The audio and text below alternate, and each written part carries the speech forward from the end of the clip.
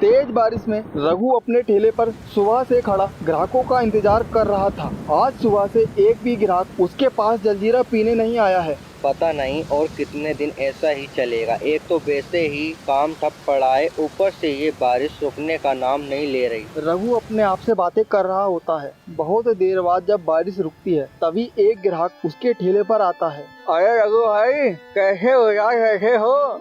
कुछ नहीं भाई, काम का बहुत मद्दा चल रहा है। पूरे दिन में 1 रुपए का काम नहीं हुआ है। पता नहीं घर का खर्चा कैसे चलेगा, मेरी तो समझ से बाहर है भाई। अरे रघु भाई, क्यों चिंता करते हो? ईश्वर पर विश्वास रखो, वो जो करता है अच्छे के लिए करता है। अच्छा चलो एक काम करो, मेरे लिए एक बढ़िया सा जलजीरा बनाओ। रघु एक गिलास जलजीरा बनाकर उसे देता है।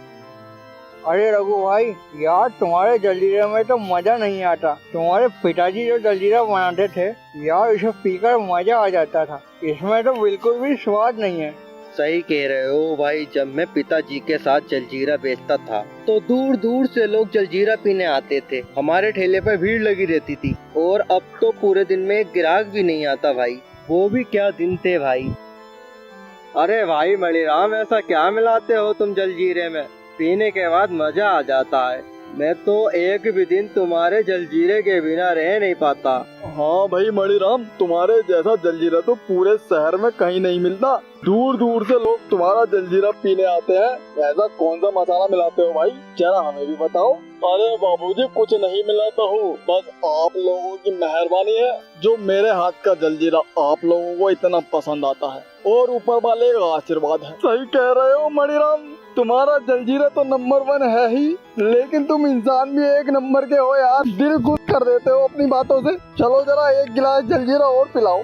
शाम हो गई थी। मणिराम और उसका बेटा दोनों घर जाते हैं।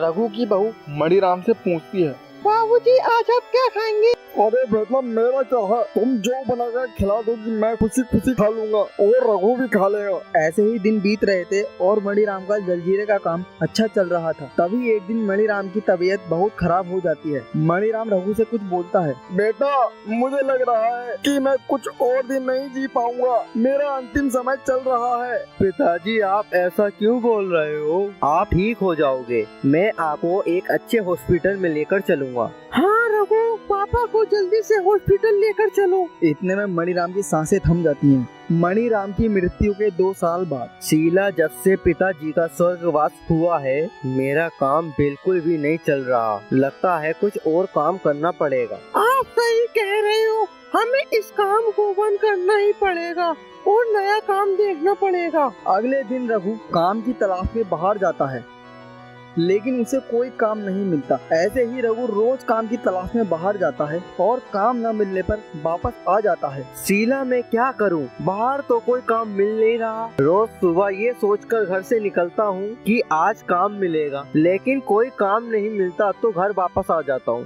अब तो हमारे पास खाने के पैसे भी खत्म हो गए हैं। अब क्या हमें भूखा ही सोना पड़ेगा? लगता तो ऐसा ही है शीला कि हमें भूखा ही सोना पड़ेगा। एक काम करता हूँ, अपना ठेला बेच देते हैं, कुछ दिन का खाने का इंतजाम हो जाएगा। नहीं नहीं, आप ऐसा नहीं कर सकते। वो ठेला पिताजी की आखिरी निशानी है, आप उसे नहीं बेच सकते। अगले दिन रघु काम की तलाश में बाहर जा रहा होता है और कोई काम न मिलने पर वह एक पेड़ के नीचे बैठ जाता है और वहीं बैठे बैठे वह सो जाता है। तभी पेड़ से एक आवाज आती है, रघु,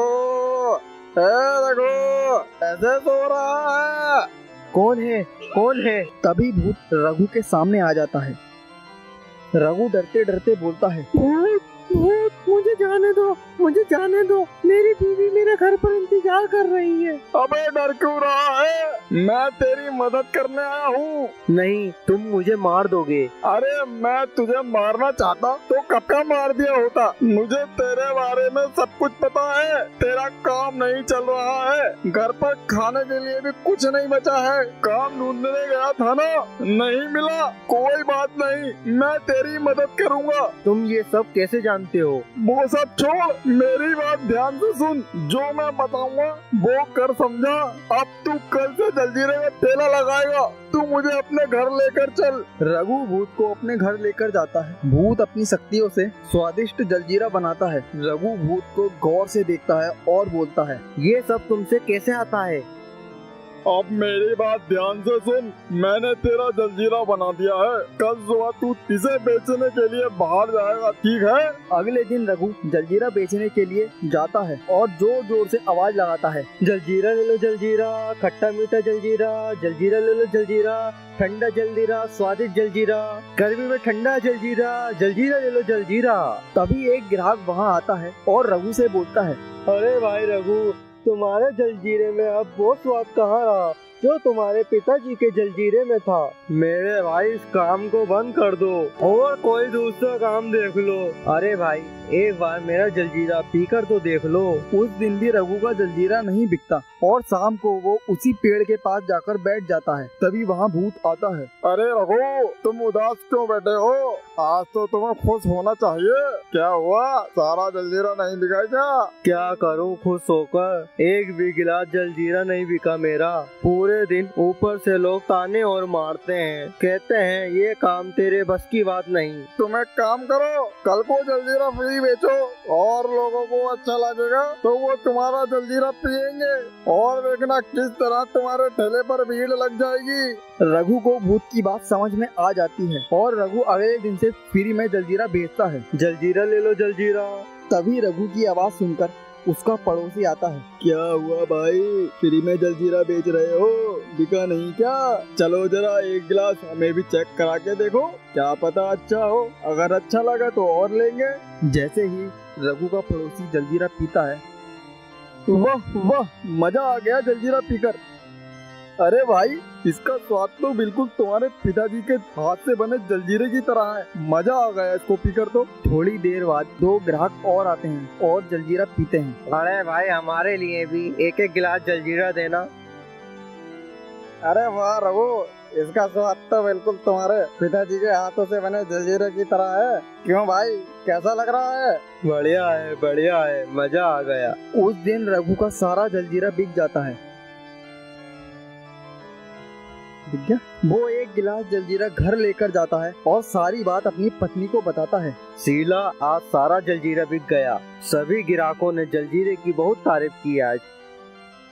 लो तुम भी पियो। शीला जैसे ही जलजीरा पीती है, अरे इसका स्वाद तो वैसा ही है जैसा पिताजी जलजीरा बनाते थे। तुमने ऐसा जलजीरा बनाना कब सीखा? तभी रघु भूत की सारी बात शीला को बताता है। रघु भागा भागा उस पेड़ के पास जाता है और भूत से बोलता है, पिताजी, पिताजी, आप पिताजी हो ना? कौन पिताजी? मैं तेरा पिता नहीं हूँ। मुझे पता है कि आप मेरे पिताजी हो। ऐसा स्वादिष्ट जलजीरा तो आप ही बना सकते हो। मैं सब समझ गया हूँ, आप ही मेरे पिताजी हो। उस दिन के बाद मणिराम का भूत रोज जलजीरा बनाता और रघु रोज सारा जलजीरा बेच देता था। इसी तरह रघु अपने भूत पिता का बना जलजीरा बेच बेचकर बहुत पैसे वाला हो जाता है।